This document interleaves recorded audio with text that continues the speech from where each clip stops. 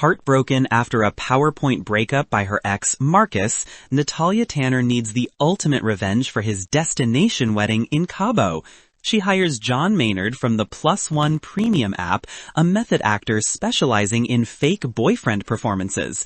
What starts as a perfectly scripted, highly convincing mission to make her ex regret everything quickly turns into unscripted chaos. Fake boyfriend, real feelings, a destination wedding revenge romance. Chapter 1. The Invitation from Hell. Natalia Tanner stared at the cream-colored envelope like it might explode. Correction, she wished it would explode. That would be less painful than what was actually inside. A gilded invitation to witness her ex-boyfriend marry the woman he'd left her for at a destination wedding in Cabo with an actual dress code that specified resort elegant, think sunset sophistication.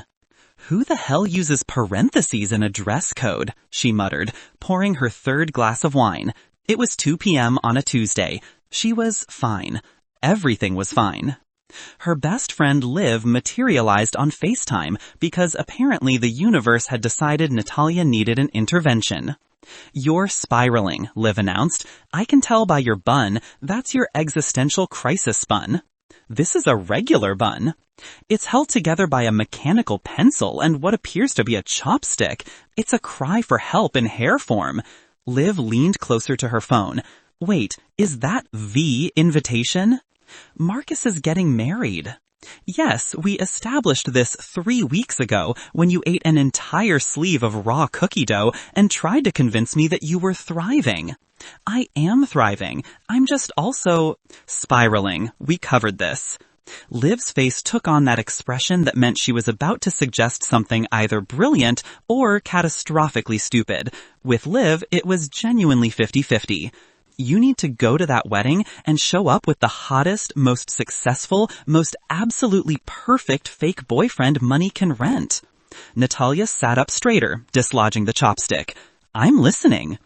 "There's this app. No, hear me out. It's called Plus One Premium. People hire actors to play dates for weddings, work events, family dinners. It's completely legitimate.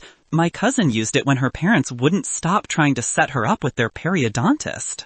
That sounds like the premise of every romantic comedy that ends with someone catching feelings and getting emotionally destroyed. Exactly, but you're too cynical for that.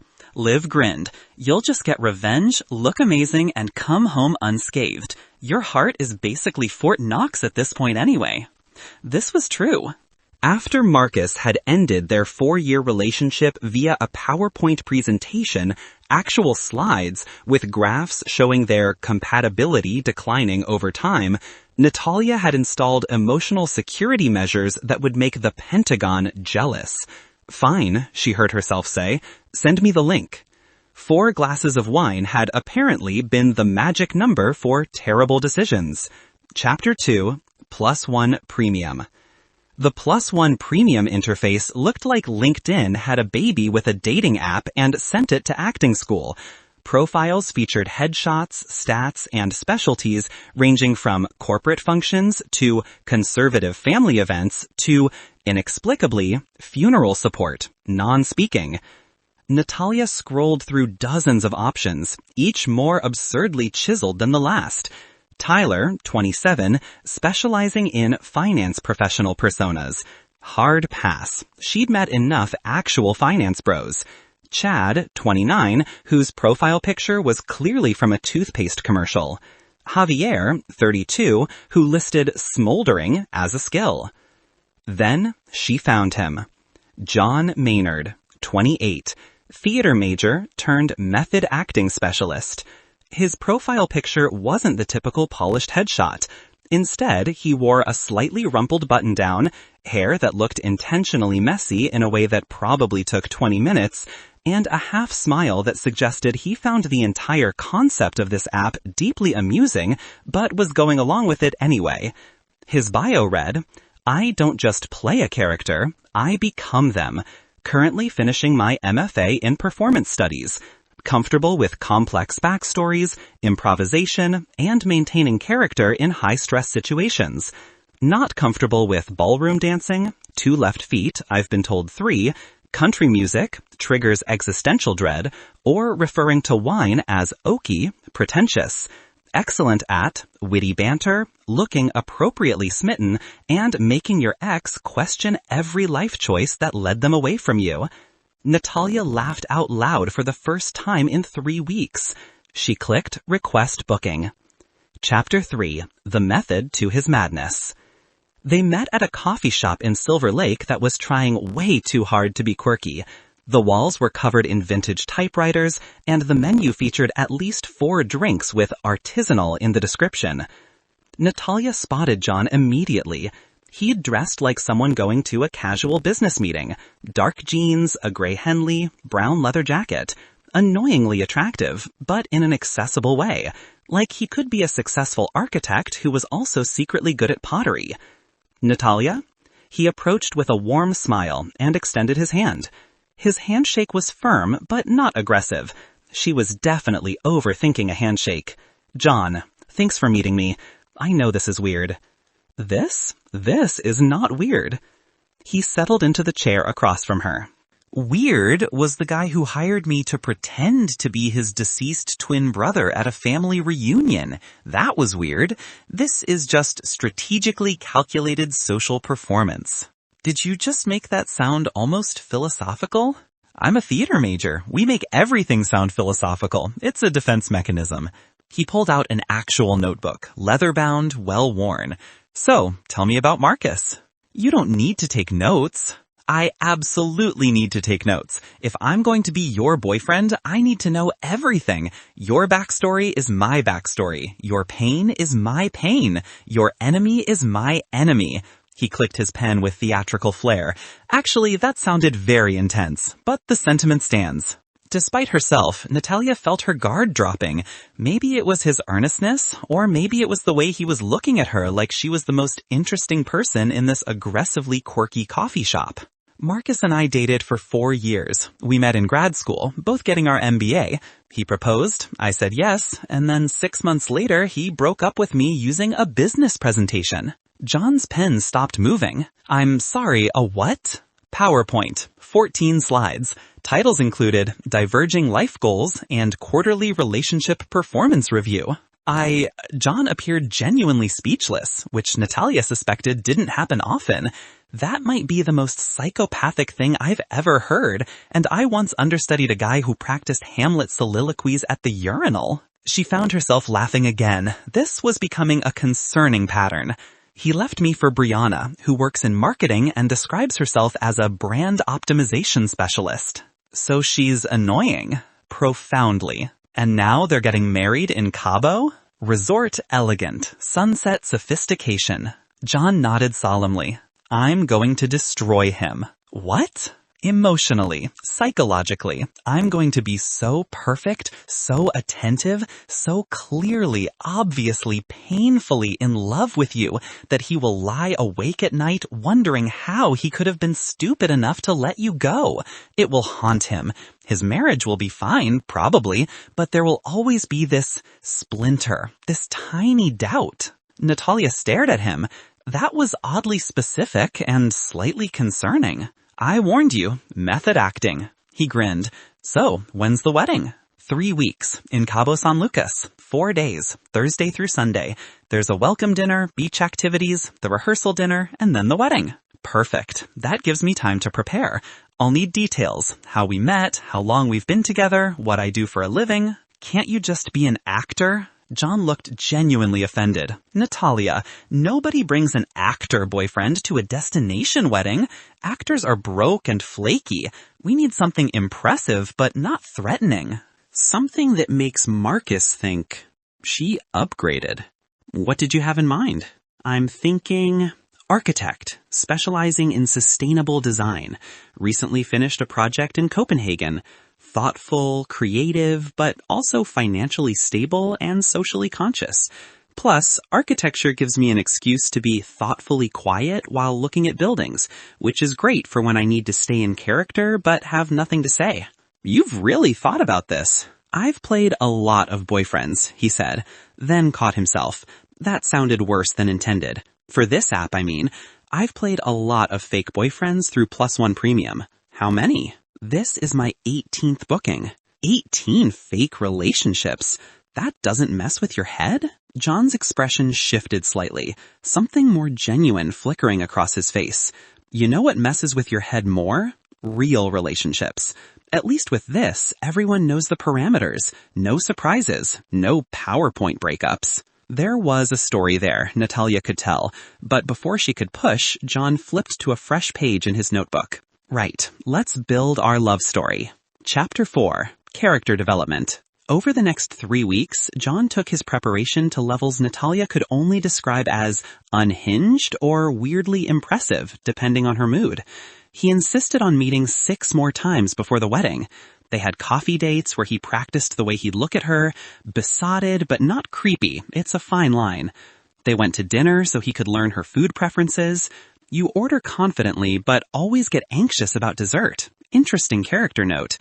He even showed up at her apartment one Saturday with paint samples. What are you doing?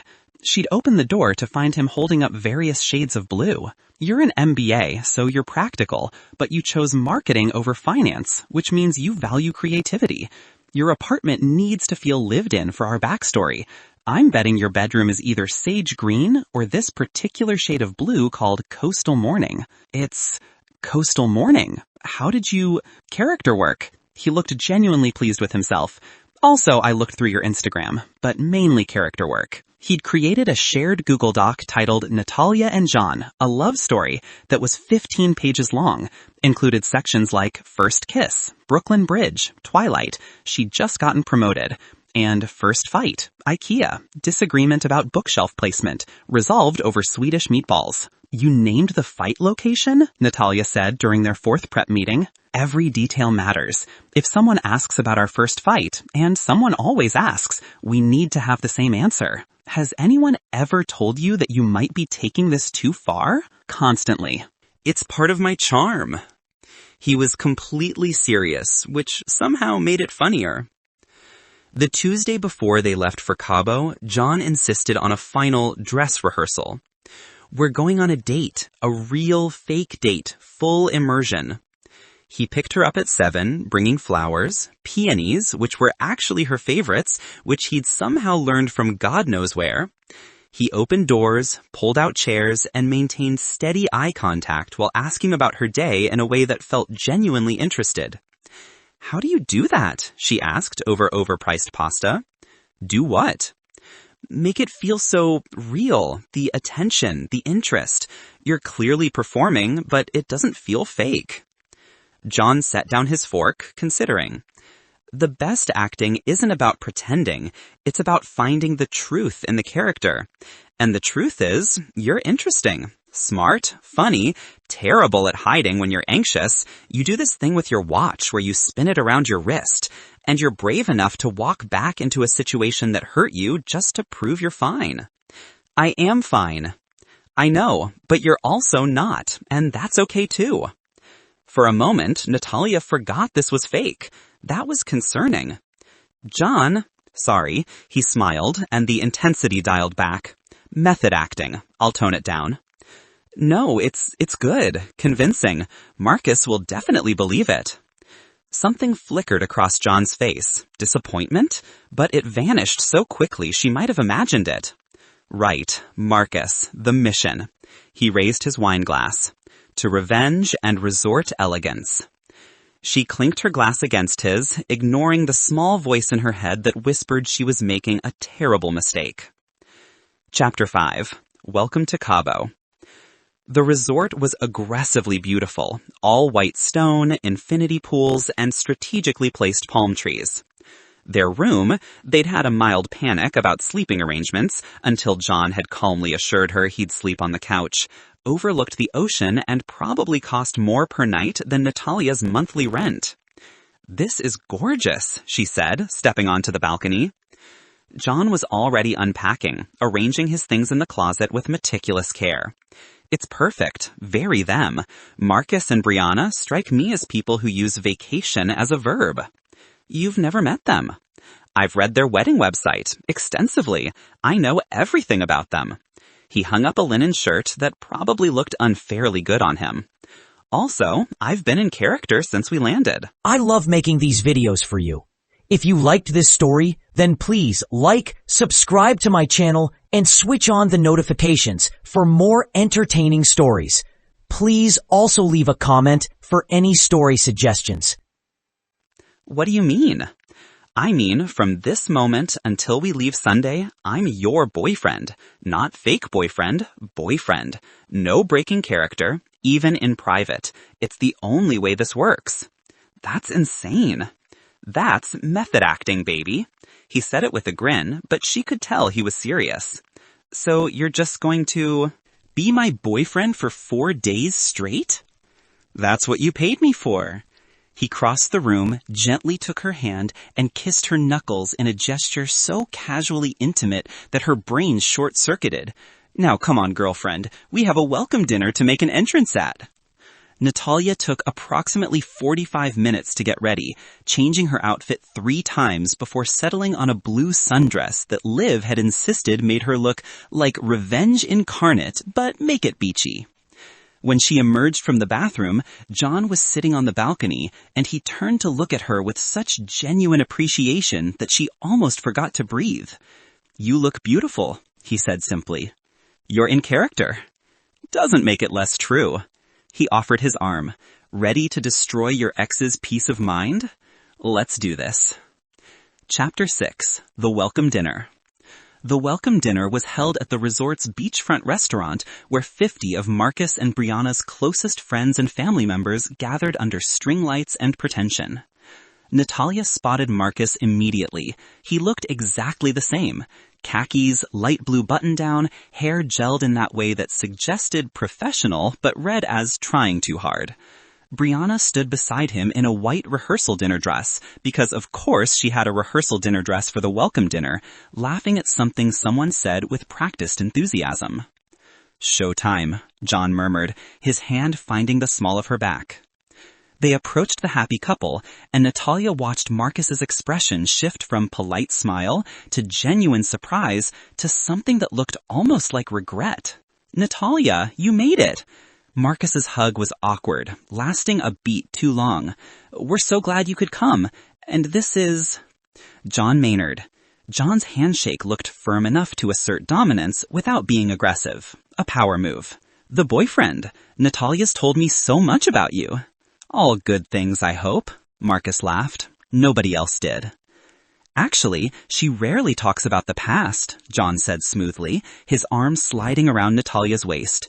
"She's very focused on the future, our future. It's one of the things I love about her." Brianna's smile had frozen in place. "How long have you two been together?" 8 months, Natalia and John said in perfect unison. They'd practiced. "And what do you do, John?" Marcus asked, in that tone he used when sizing up competition. "I'm an architect, sustainable design primarily. Just finished a project in Copenhagen, an eco-village that runs entirely on renewable energy." John delivered this with the perfect balance of pride and humility. "Though honestly, my work feels insignificant compared to what Natalia's doing. Her marketing campaign for the Harrison account was brilliant.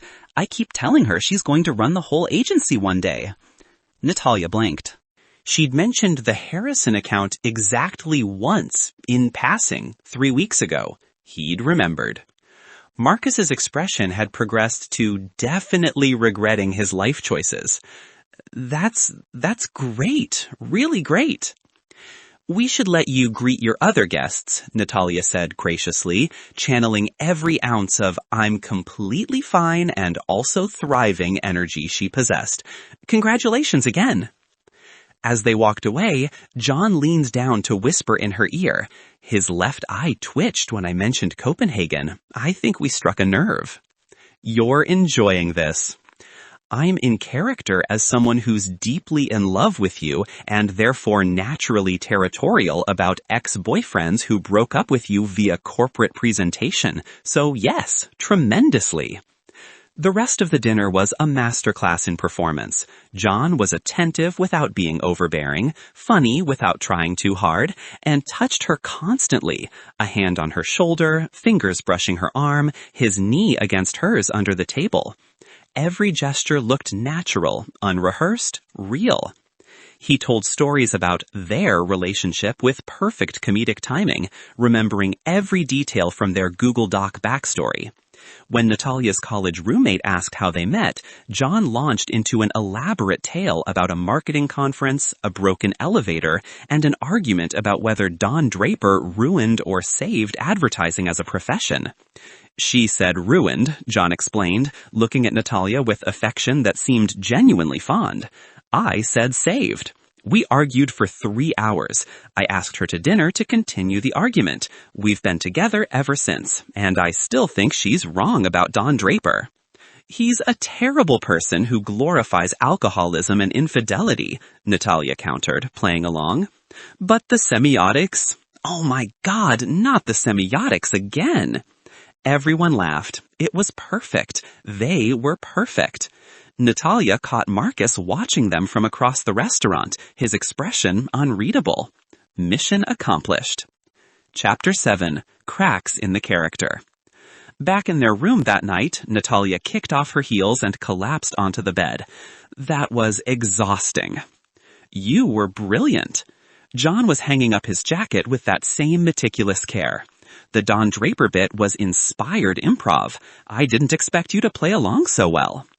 I actually do think he ruined advertising. Noted. I'll add it to your character profile. He said it without irony, and Natalia couldn't tell if he was joking. John, you can drop the boyfriend thing now. We're alone. Method acting means never dropping character. He started unbuttoning his shirt, and Natalia very deliberately looked away, because she was a professional, and also because he probably looked unfairly good without a shirt, and she didn't need that information. You can't possibly maintain this for 4 days straight. Watch me. He emerged from the bathroom in plaid pajama pants and a t-shirt that said, to be or not to be a functioning adult. Somehow he changed, and she hadn't heard him drop character once. You take the bed, I'll take the couch. The couch is like 5 feet long, and you're 6'2". I'll survive. My suffering will inform my performance.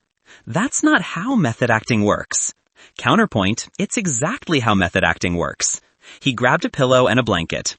Good night, Natalia. Sweet dreams of Marcus's slowly dawning realization that he made a terrible mistake. He said it lightly, playfully, but there was something in his tone, something that suggested maybe John was enjoying this revenge plot a little too much for someone who was just acting. Natalia lay in the king-sized bed, listening to John shift uncomfortably on the too small couch, and wondered when exactly she'd lost control of this situation.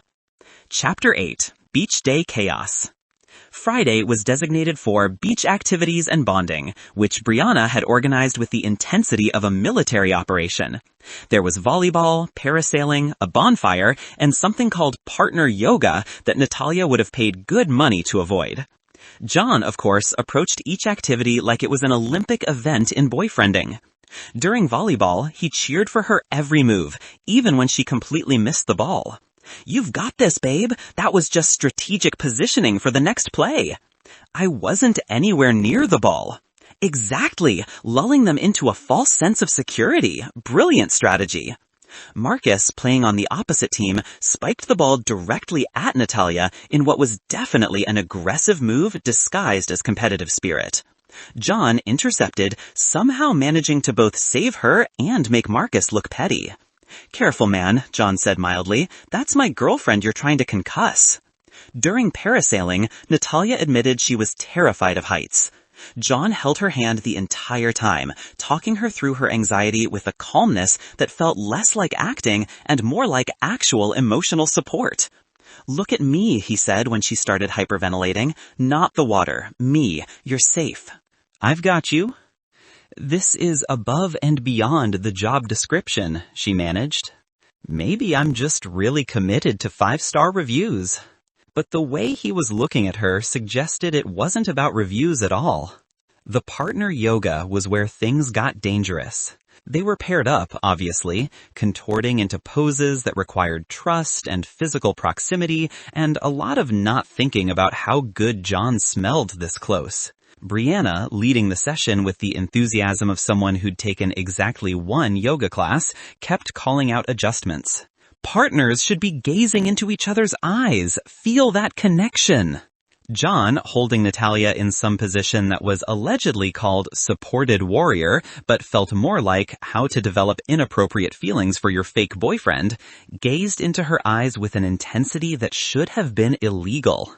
"This is weird," Natalia whispered. "This is my job," John whispered back. "Your job is to make Marcus jealous, not to what? Make me forget this is fake," she didn't say. "Instead, not to actually injure me. Your hand is on my rib cage and I'm pretty sure yoga isn't supposed to hurt." He adjusted his grip, somehow making it both more comfortable and more intimate. Better?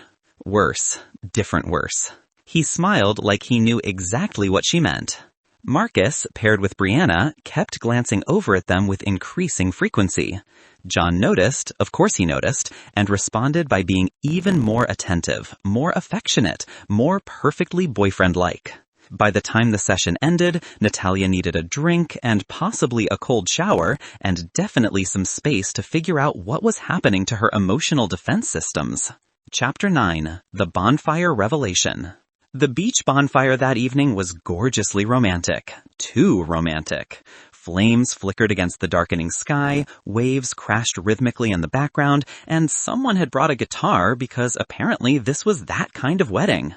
Natalia sat in the sand, John beside her, his arm around her shoulders because it gets cold by the ocean and a good boyfriend would notice you shivering.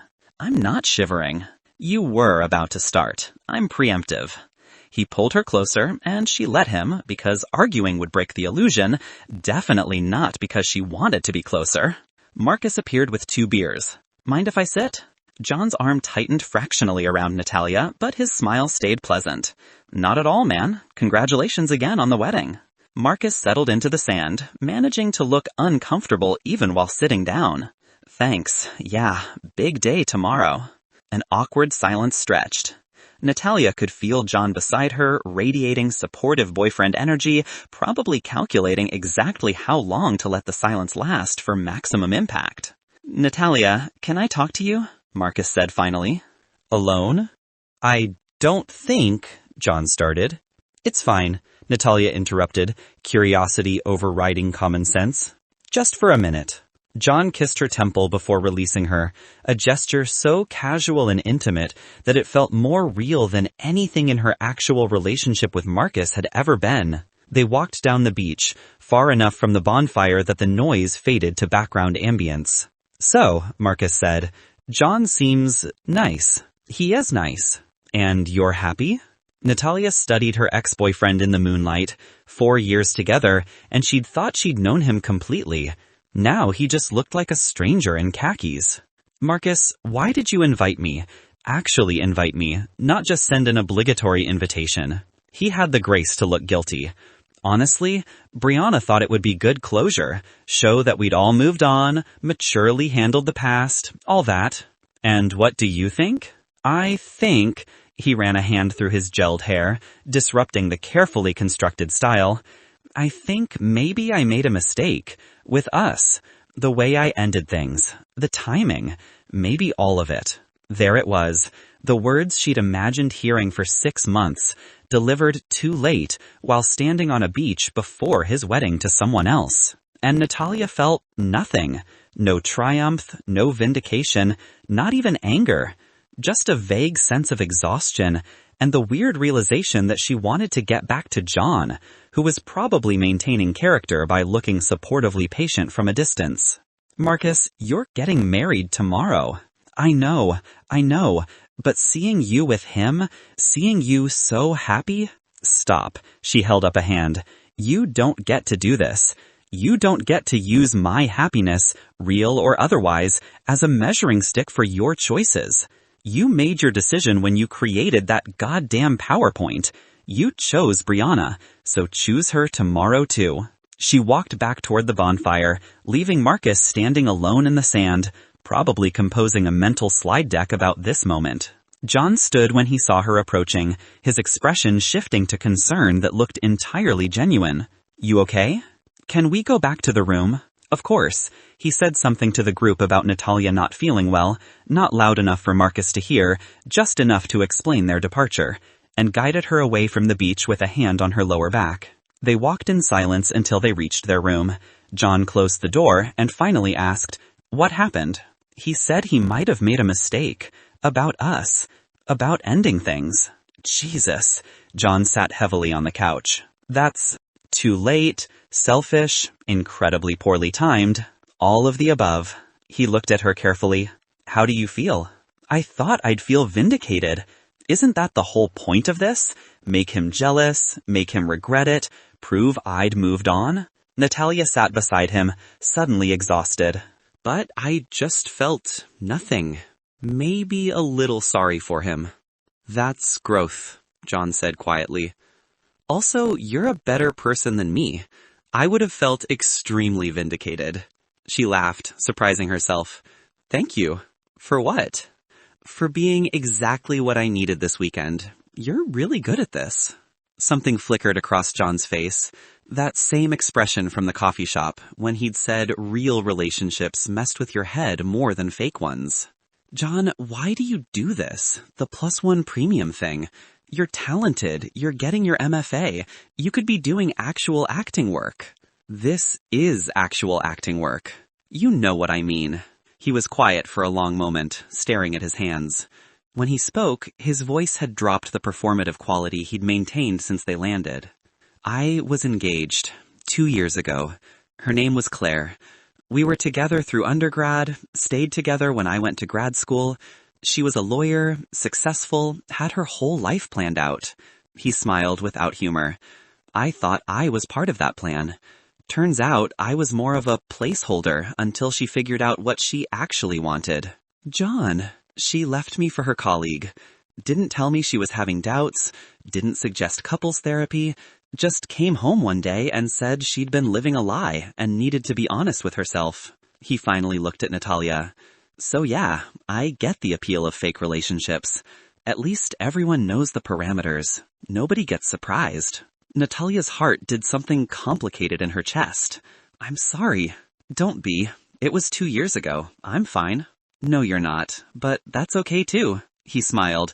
A real smile this time, not the performative boyfriend one. Using my own words against me? That's cold. Learned from the best. They sat in comfortable silence, and Natalia realized with sudden clarity that this quiet moment of actual honesty felt more real than anything that had happened with Marcus, PowerPoint breakup included. We should sleep, John said finally. Big day tomorrow. You get to watch your ex marry someone else while your fake boyfriend provides emotional support and looks devastatingly handsome in a suit.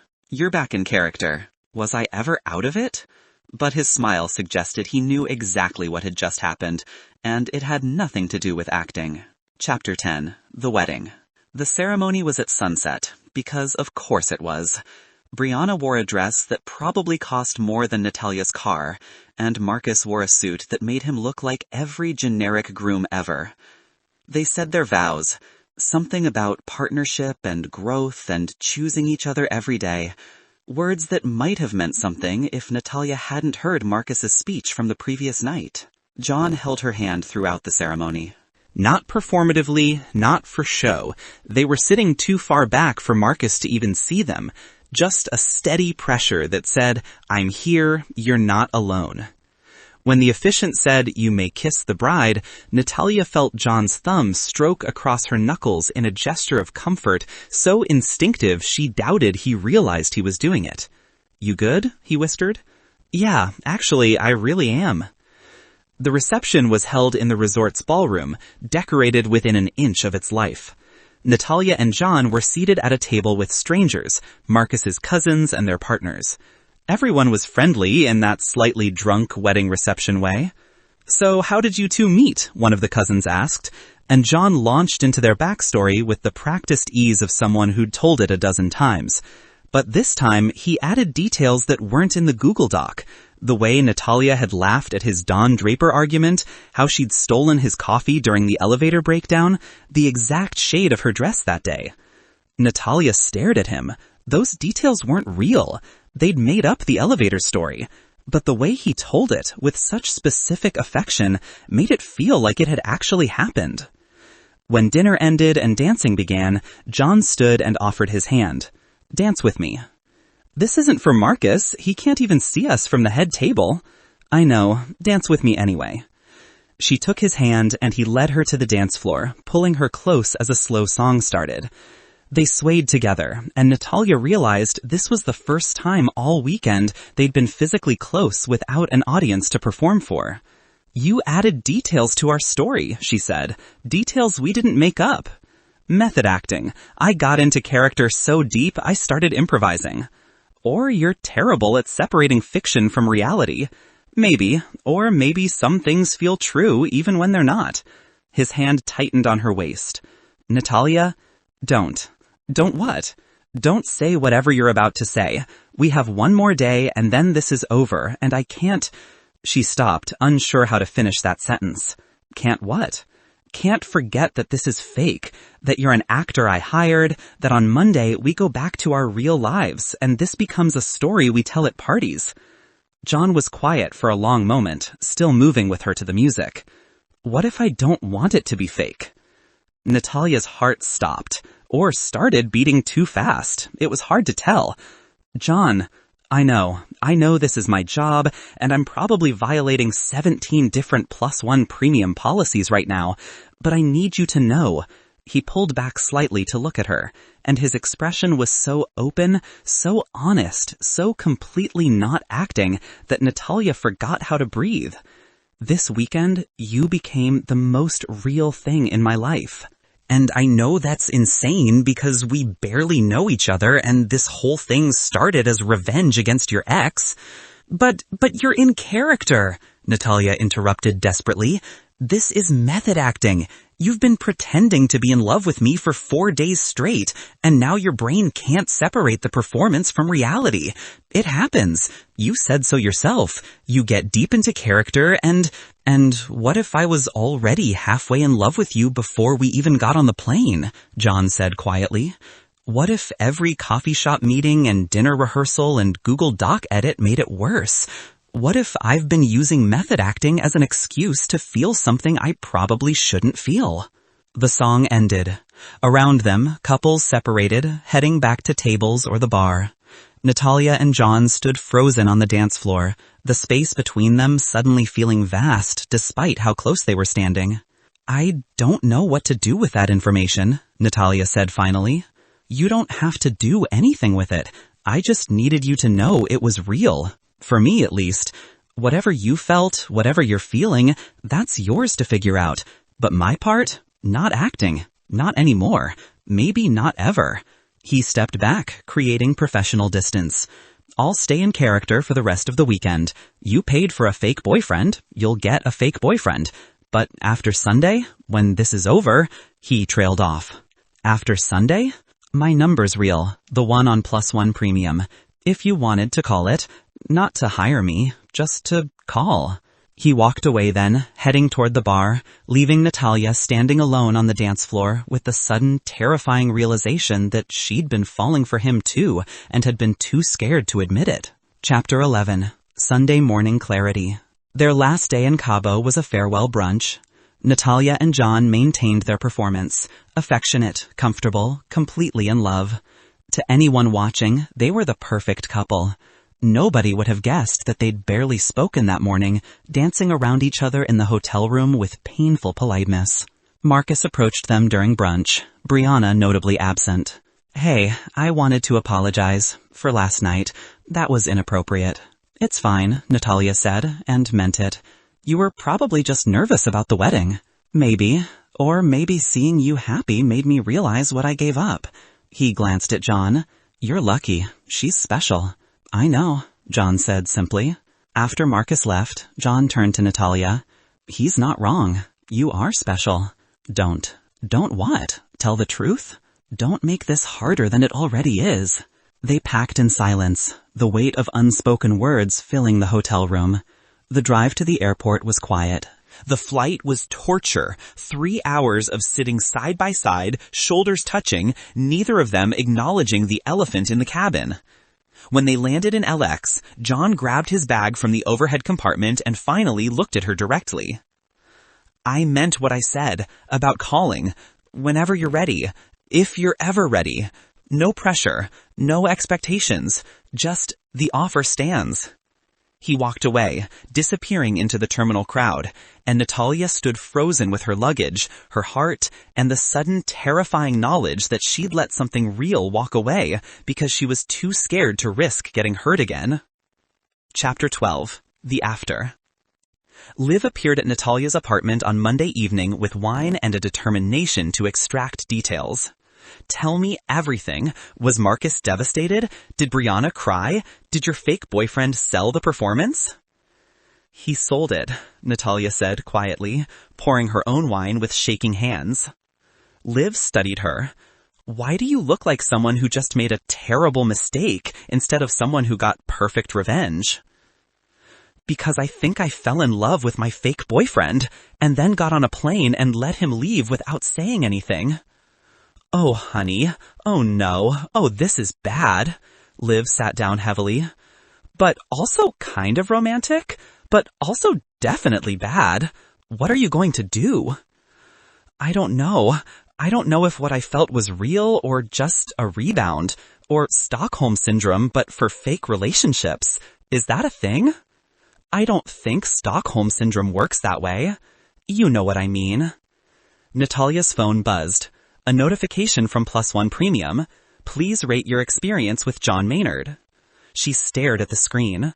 5 stars for completely destroying her emotional defenses? 5 stars for being so good at fake love that it felt real? 5 stars for ruining her ability to trust her own feelings? She gave him 5 stars. Of course she did. In the feedback section, she typed, exceeds expectations, dangerously convincing, would recommend, but also warning, prepare for emotional collateral damage. She almost deleted it. Instead, she hit send and immediately poured more wine. Chapter 13, Method Acting, Real Feelings. 3 days later, Natalia was stress-eating takeout and re-watching their Copenhagen backstory in her head when her doorbell rang. John stood in her doorway, holding a file folder. I've prepared a presentation, he said, 14 slides. I figured if your ex could use PowerPoint to end a relationship, I could use it to start one. Natalia's heart did something acrobatic. You made a PowerPoint? Title slide, Why You Should Give This Thing Between Us a Chance, a comprehensive analysis with minimal theater metaphors. He looked nervous, actually nervous, not character nervous. Can I come in? The middle section works better with visual aids. She let him in. Obviously, she let him in. John set up his laptop on her coffee table. The presentation was ridiculous. Graphs showing their compatibility trajectory, a slide titled, Addressing Your Concerns, Valid but Surmountable, bullet points about risk assessment and emotional ROI. This is insane, said. This is me using your language to say what I couldn't say in mine. He clicked to the next slide. A single sentence in large font. I'm in love with you. Not as a character, not as a performance, just me, John, the guy who took method acting too far and accidentally fell in love for real. John. Let me finish, please. He advanced to the next slide. You think this isn't real because it started as fake. But think about it. We built a relationship from the ground up. We wrote our own history, chose our own story, decided who we'd be together. Most couples stumble into patterns and hope they work. We designed ours intentionally. That's weird, unconventional, possibly a sign that I need therapy? He smiled. Yeah, all of those. But also maybe beautiful? The fact that we chose each narrative beat together, that we practiced being good to each other, that we figured out how to communicate and support and exist in each other's space before feelings got complicated? He clicked to the last slide. Conclusion. Let's be real. No more acting. Just us. Natalia stared at the screen, then at John, then back at the screen. Her defense mechanisms were screaming warnings. Her practical MBA brain was listing all the ways this could go wrong. Her heart was doing something that felt dangerously like hope. "You're right that I'm scared," she said finally. "Marcus destroyed my ability to trust that someone could love me without an exit strategy. And this whole thing, us, started as literally the definition of a relationship with an expiration date. I know. But," she took a breath, "I was wrong. On the dance floor, I said I couldn't forget this was fake, but the truth is, I'd already forgotten. Probably somewhere around the third coffee shop meeting when you remembered how I take my coffee, or during partner yoga when you adjusted your grip without me asking, or every single time you looked at me like I was the most interesting person in the room, even when we were alone and there was no one to perform for." John's expression shifted, hope and disbelief, and something that looked like relief. "I'm terrible at this," Natalia continued, "at being vulnerable and admitting feelings and risking getting hurt again. But if I learned anything this weekend, it's that the safe choice isn't always the right one." She moved closer to him. "So here's my counteroffer. We try this. Actually try this.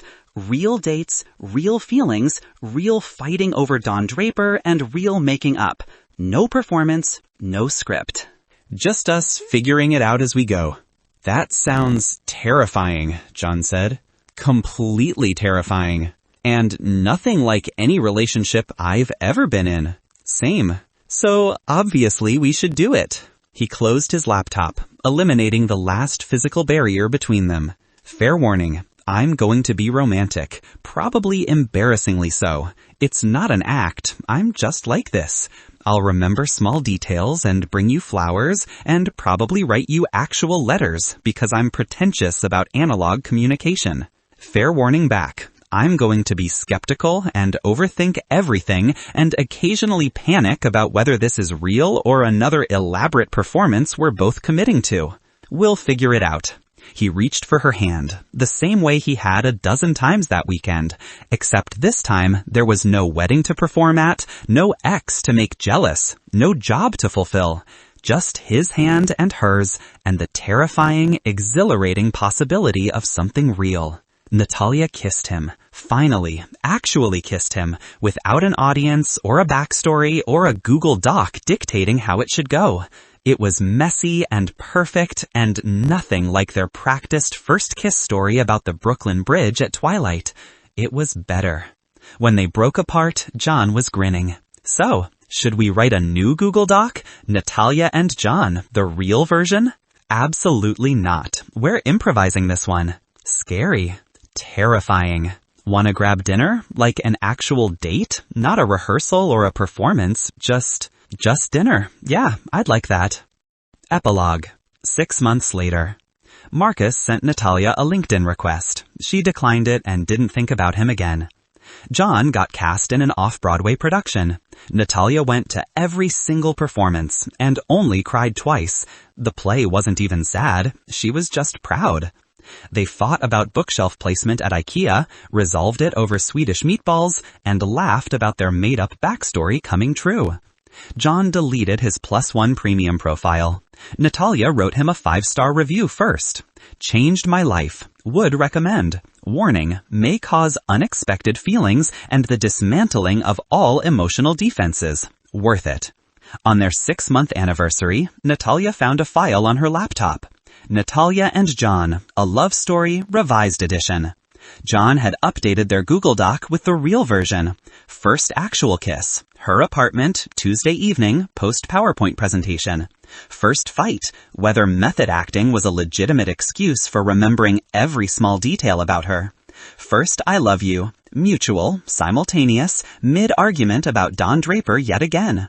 The last entry read, status, ongoing, no end date, no exit strategy, just two people figuring it out as they go. Terrifying, but recommended. Natalia added one final note. Best fake relationship that became real I've ever had. 5 stars. Would do again, but only with you. Obviously, only with you.